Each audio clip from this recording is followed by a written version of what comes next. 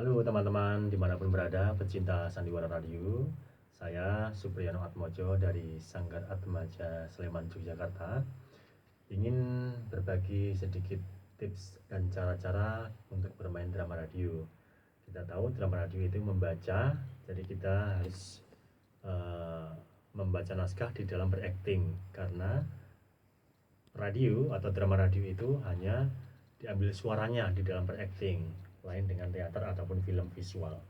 Nah, di sini hal yang harus kita ketahui dan kita pahami bersama adalah di dalam bermain drama radio itu, satu, ini naskah ini kita harus paham dulu, paham apa yang ada di dalam naskah ini, adegan-adegannya, termasuk kita menjadi siapa karakter di naskah itu.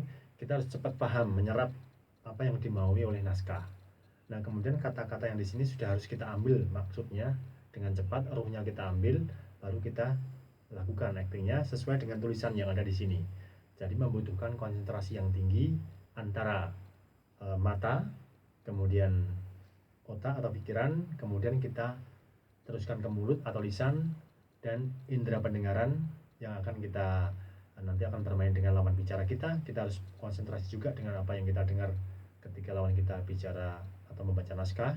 Satu lagi yang tak kalah penting adalah feel atau perasaan dalam membaca naskah itu sendiri sesuai dengan tuntutan peran masing-masing. Nah, teman-teman, di sini hal teknis ya yang harus kita pahami bersama adalah, satu tadi, pemahaman naskah sudah harus dapat dulu.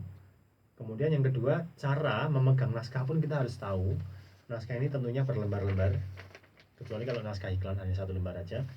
Naskah ini berlembar-lembar, maka kita dialog ini harus bisa jalan wajar tanpa harus terganggu dengan proses pembalikan naskah seperti ini.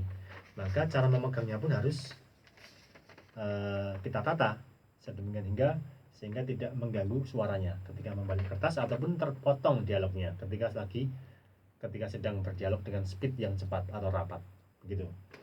Nah, di sini lihat cara memegangnya. Ini kalau perlu kita copot aja staplesnya, nanti kita lepas satu-satu. Ini begini, jempol kita taruh di sini, nanti ujung jari yang lain kita taruh di pojok sehingga kita balik begini sambil kita baca itu bisa. Nah, kemudian yang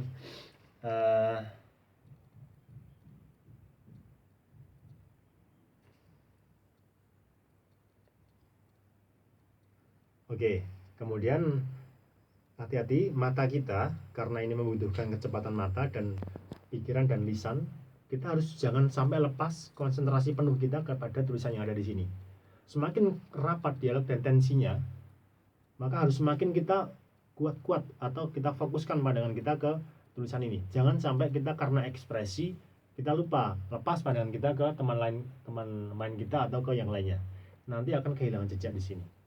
Itu drama radio. Baik, di sini akan coba kami contohkan satu ya. Ini peran naskah ini ada dua karakternya, yaitu yang satu muda, yang satu setengah tua. Nah, nanti akan sama-sama kita praktekkan. Baik, di sini ada tokoh muda dan satu lagi tua, sama-sama punya ilmu silat misalkan begitu. Naskah ini satu kali baca. Posisi berdiri harus kita siagakan. Kemudian miking, oh iya maaf lupa, kontrol ini sangat perlu untuk mengontrol suara kita.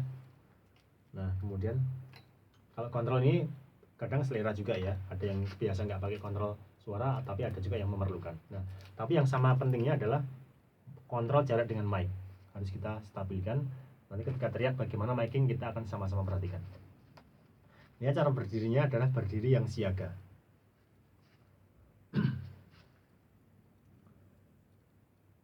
Siapakah Kisanak ini?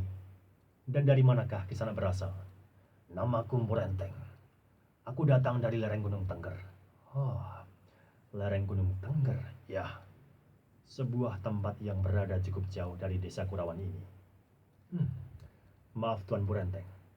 Ada maksud apakah gerangan sehingga Tuan Murenteng sampai datang jauh-jauh dari lereng Tengger ke desa Kurawan ini?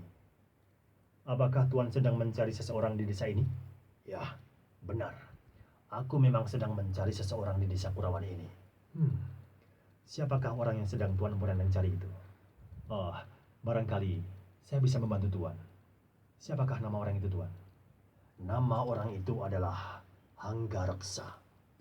Atau orang lebih mengenalnya dengan sebutan Empu Hanggareksa. Hah? Smash, di sini ada tulisan music, berarti kita harus stop di situ. Kita masuk lagi ke dialog selanjutnya. Anak muda, ada apa denganmu, anak muda?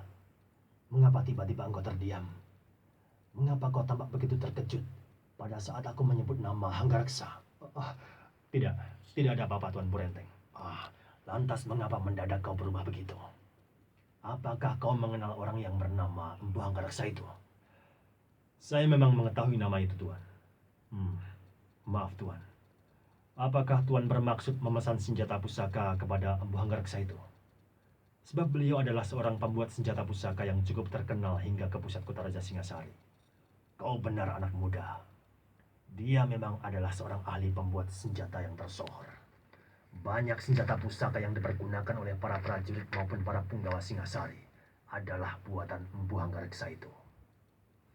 Akan tetapi, aku datang bukanlah untuk memesan senjata pusaka kepadanya, melainkan untuk membawanya ke lereng Tengger. Hah? Membawanya ke lereng Tengger? Ya.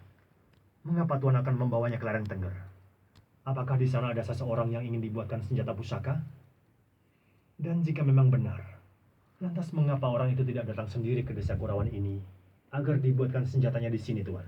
Anak muda, apa urusanmu dengan persoalan itu? Apa kau mempunyai hubungan tertentu dengan orang yang bernama Empu Hanggareksa itu? Sehingga kau harus mengetahui urusan kami. Maaf, Tuan. Saya tidak bermaksud untuk mencampuri urusan Tuan. Kalau begitu, segeralah kau tunjukkan di mana kediaman Empu Hanggareksa itu. Maaf, Tuan. Saya akan menunjukkan di mana kediaman Empu Hanggareksa itu. Tetapi dengan sebuah persyaratan. Yaitu bahwa Tuan tidak akan membawa Empu Hanggareksa keluar dari desa Kurawan ini. Jika persyaratan itu tidak Tuan sanggupi, maka dengan syarat, maka dengan berat hati, saya terpaksa tidak akan menunjukkan di mana kediaman Empu Hanggareksa itu. Bah, anak muda, kau ini bocah kemarin sore. Anak muda, kau ini bocah kemarin sore. Kau masih ingusan, tapi kau sudah berani membuat aku marah. Kau sudah berani menantang gara-gara denganku. Rupanya kau belum tahu siapa aku yang sebenarnya. Minggirlah anak muda, atau kau akan menyesal karena telah menyulut kemarahanku. Maaf, Tuan. Saya tidak akan minggir barang setidak pun. Wah, kurang ngajar. Rupanya kau benar-benar harus kuberi pelajaran. Jangan salahkan aku jika aku terpaksa akan menghajarmu di tempat ini. Jangan salahkan aku jika aku terpaksa menghajarmu di tempat ini. Pertarungan, kita harus siaga dan atur jarak dengan mic. Di sini kemudian satu jurus dialog berlanjut. Kita harus membuka dialog berikutnya dengan membuka satu penggal pertarungan tadi dengan namanya adjustment voice atau ekspresi suara. Kurang ngajar. Rupanya kau berani. Kurang ngajar. Rupanya kau mempunyai kepandaian juga, anak muda. Pantas saja kau begitu congkak dan berani membuat gara-gara denganku. Maaf, Tuan. Saya tidak bermaksud untuk membuat gara-gara dengan Tuan Purenteng. Jangan sombong dulu, anak muda. Memang kau berhasil menangkis serangan-seranganku. Tapi bukan berarti kau telah mengungguli aku. Jurus-jurusku tadi belumlah seberapa. Sekarang, aku akan benar-benar menghajarmu di tempat ini. Aku akan membuatmu menangis darah dan berlutut memohon ampun kepadaku. Nah, bersiaplah. Aku tidak akan main-main lagi dengan jurus-jurusku. Silahkan, Tuan. Seranglah saya dengan seluruh kemampuan Tuan. Saya tidak akan lari. Selesai. Nah, begitu teman-teman, sebuah dialog pendek naskah ini kita baca dengan tata cara membaca seperti halnya ketika kita bermain drama radio. Begitulah untuk cara membaca naskah ketika dalam bermain drama radio. Mudah-mudahan ini menjadi suatu cara bagi teman-teman dimanapun berada yang menyaksikan video ini untuk belajar dan sekaligus lebih menyukai lagi drama radio. Terima kasih, salam akrab dari kami, Sanggar Atmaja Sleman, Yogyakarta. Assalamualaikum warahmatullahi wabarakatuh.